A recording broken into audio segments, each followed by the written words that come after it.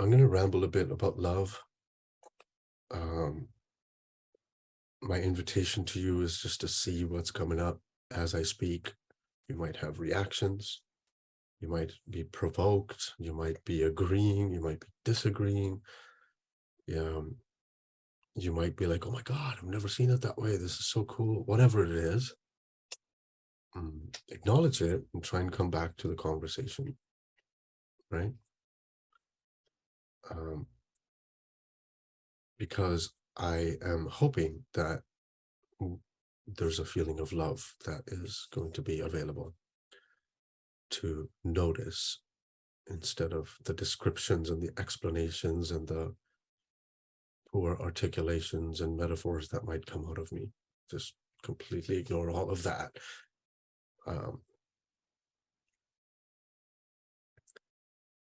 You know, something I learned from the listening to Sid, and I don't know what he said, but what I heard was that when you are in this tranquil state and you're feeling the mysterious presence of love that feels like home, then it doesn't matter what you're listening to. You're going to be feeling the truth. It doesn't matter what you're listening to. You can listen to a news channel. You can listen to people talk about garbage.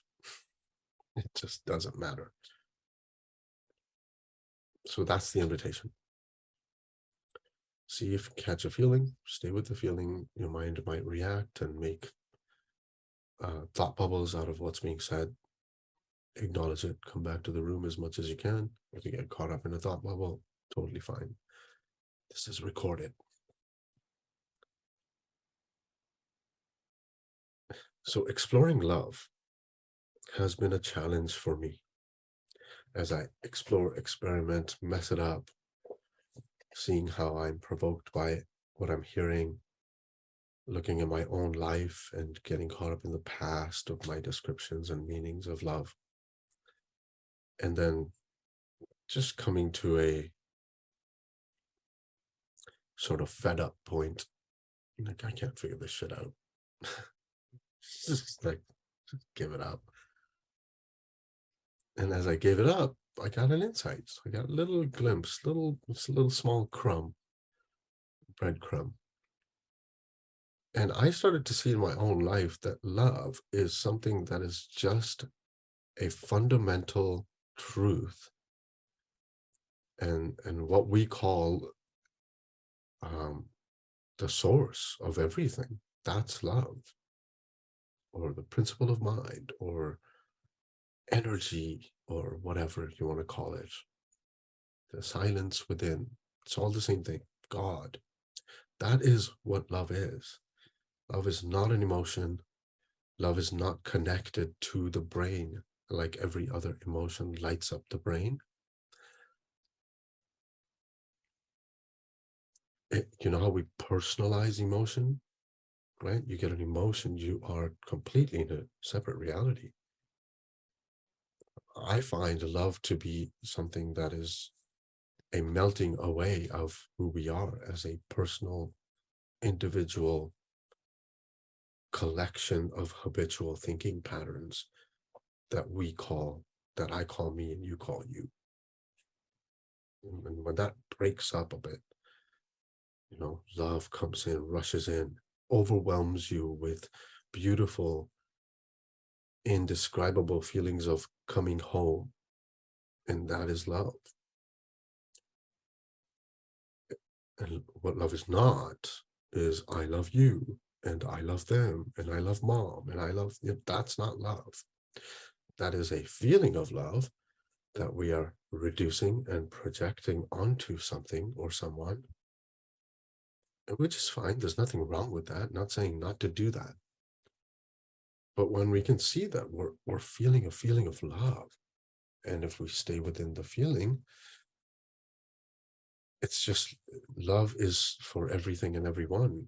There's a oneness feeling, even if it's for a tiny fraction of a second. That is the true reality of life before our mind turns it into something or points it at someone. And our mind will do that and it's fine, enjoy it.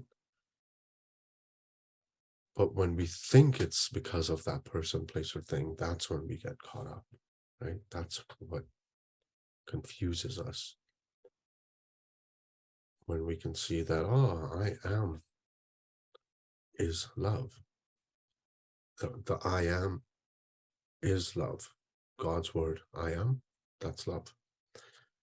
I am in love with blah, blah, blah. Okay, now you're going into thought.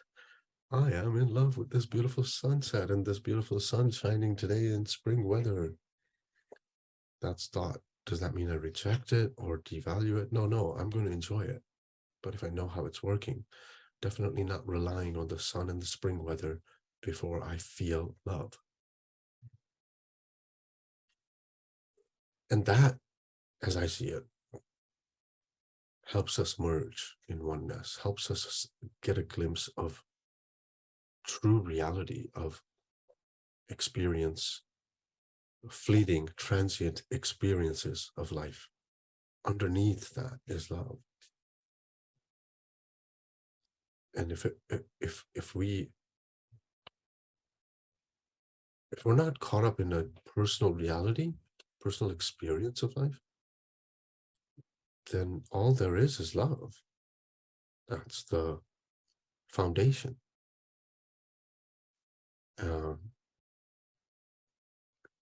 Our mind, our personal mind that is filled with so many ideologies and interpretations and opinions and rights and wrongs and agreements and disagreements and preferences and belief systems and what to do in this lifetime and how to earn a living and all of that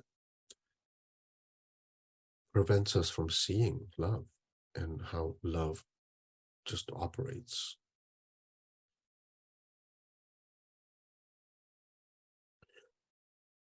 But as I see it, once we see love, all of that other stuff makes sense more. It's a little more lighthearted. You can see the transient nature of all experience, all emotion, all people, the transient nature of our bodies changing all the time, plants changing, leaves changing, weather changing, emotions changing, society changing.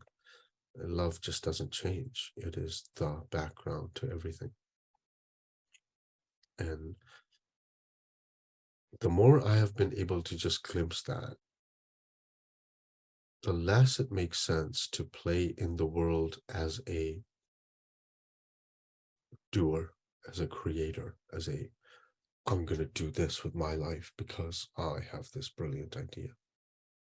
It's made more sense to observe creation occur from the inside out, from the formless presence of love into the formed mind, projected out into the physical reality.